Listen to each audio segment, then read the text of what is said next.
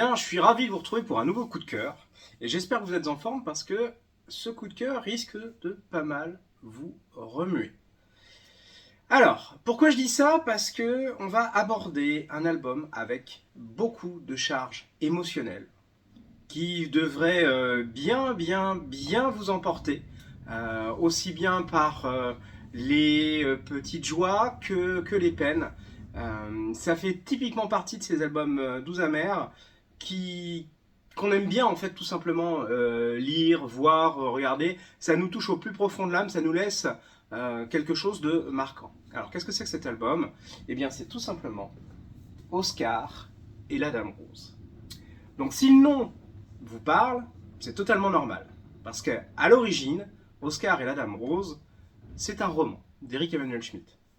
Un roman qui a eu son nombre d'adaptations aussi, parce que si je ne m'abuse, il y a eu une adaptation au théâtre et une adaptation cinématographique. Et ben voilà, la boucle est bouclée. On a maintenant l'adaptation en bande dessinée.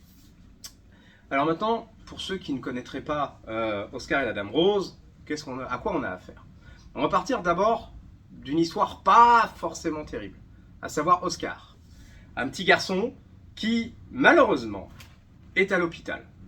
À l'hôpital, dans le service en fait cancéreux, et on va suivre en fait son histoire. Donc dans le roman, toute cette histoire, vous allez découvrir à partir de lettres qu'Oscar a écrites, ou presque. C'est pour ça que j'ai un peu de mal à nommer ce roman épistolaire. Du coup, très compliqué d'adapter cette histoire-là en bande dessinée.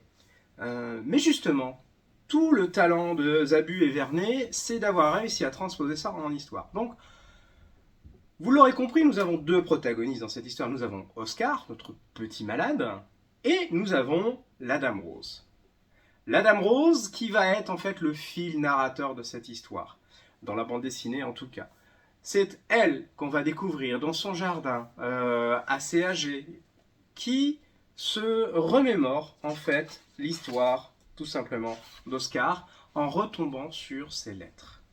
Elle les lit, elle nous les lit, et c'est à travers ces lettres que le petit personnage d'Oscar va apparaître. Commence alors une conversation, qui n'existe pas dans le roman, mais une conversation entre Oscar, présent a priori physiquement avec notre mamie Rose, peut-être qu'il l'appelle, et justement Rose qui va nous lire et faire vivre ces moments-là.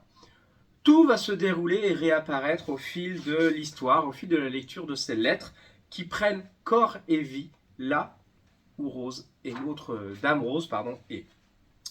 Alors l'histoire, elle est assez surprenante parce qu'on va commencer tout simplement à voir Oscar qui sait très bien que, en fait, il a une fin attendue. Il sait très bien qu'il va mourir. Et ce qui l'énerve, c'est que personne ne veut prononcer ce mot. Personne ne veut se mettre devant la réalité des faits, ce qui lui fait encore plus de peine. Mais heureusement, il a Dame Rose, qui, elle, justement, ne peut pas lui cacher le destin qui l'attend. Et ça, Oscar, c'est ce qu'il attend aussi. Il y a un peu de vérité, un peu de sincérité. C'est tout ce qui lui manque devant la fuite des adultes, qu'ils soient du milieu médical ou de son milieu parental. Donc la Dame Rose va devenir Mamie Rose. Et Mamie Rose a une idée toute simple.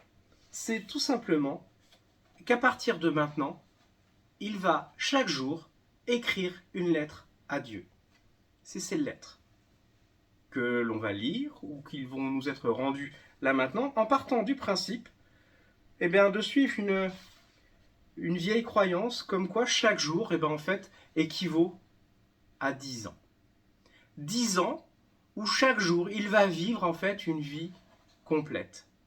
C'est tout ça qu'on va retracer dans cette histoire-là, avec beaucoup d'émotions et en l'équivalent de 12 jours, voir notre petit Oscar vivre ses rapports avec les autres compagnons de l'hôpital, son rapport avec les médecins, la façon dont il trouve nul ses parents qui n'osent pas venir, sont tout le temps tristes, ce médecin qui a tout le poids du monde sur les épaules et qui n'arrive pas non plus à regarder Oscar en face sans avoir l'air triste ou coupable. tout ça l'énerve et elle décide tout simplement il décide tout simplement de tourner la page, mais pour ça, il va écrire ces fameuses lettres comme lui a proposé Mamie Rose, tel qu'il l'appelle. C'est tout ça qu'on va suivre, c'est ce rapport avec les parents, ce rapport avec les enfants. Ce qui est très drôle, c'est que là, dans la bande dessinée, tout va se passer dans la maison de Rose, qui est en train de relire les lettres, qui les revit les unes après les autres, et qui va nous livrer tout simplement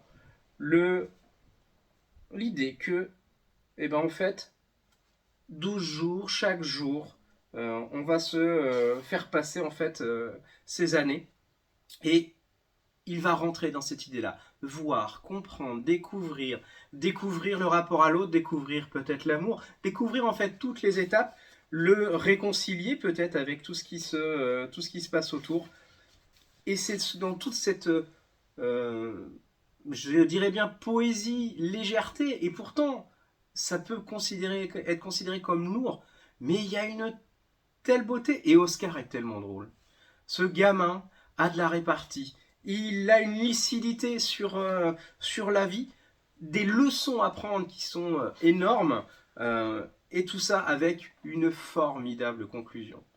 Alors, je ne cache pas que ça va peut-être vous tirer des larmes, hein. On verra qui sont les plus sensibles les uns des autres, mais ça vous tirera aussi des sourires, ça vous tirera aussi des petits égaiements, des petits pincements au cœur. C'est une puissance émotionnelle, comme je le disais au départ, qui est vraiment retranscrite. C'est comme ça que le roman avait été souvent mis en avant. Je dois l'avouer que la bande dessinée y fait mais franchement honneur. Bien transposé, superbement adapté, tant par le dessin que pardon, l'adaptation des dialogues. On retrouve vraiment quelque chose de fort et puissant jusqu'à sa conclusion qui peut amener d'autres interprétations.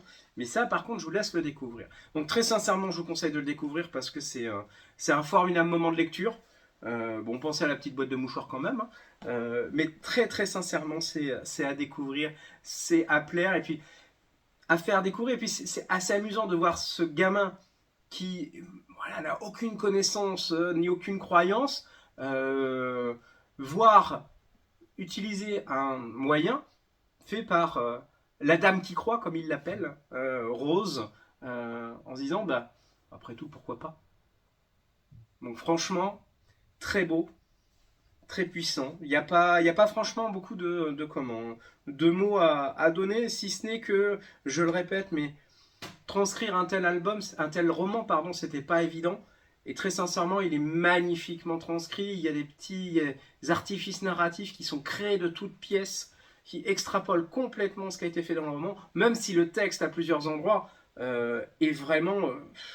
c'est quasi du mot à mot. Hein, c'est hallucinant le travail d'adaptation. Je me suis amusé à faire quelques petites comparaisons d'ailleurs, et je dois avouer que le boulot est très très bien fait. Donc franchement, à découvrir, je vous conseille de le partager. Si vous l'avez lu, jetez-y un coup d'œil quand même, parce que franchement, très malin la façon dont vous allez redécouvrir cette histoire-là. Ça va vous donner des décors que vous n'aviez pas. Et au-delà de ça, eh bien, si vous ne l'avez pas lu, franchement, c'est une histoire magnifique, même si on parle de maladie et de deuil, et on parle surtout de vie. C'est essentiellement ça le but de cet album et de ce roman, et franchement, c'est magnifique. Après ça, si vous ne savez pas profiter des petits moments présents, franchement, j'aurais du mal à le croire. En tout cas, je vous souhaite une bonne découverte, une bonne lecture. Si vous avez besoin d'en parler, vous savez où nous trouver. Toujours est-il qu'en attendant, je vais vous souhaiter qu'on se revoie très vite. Allez, au revoir.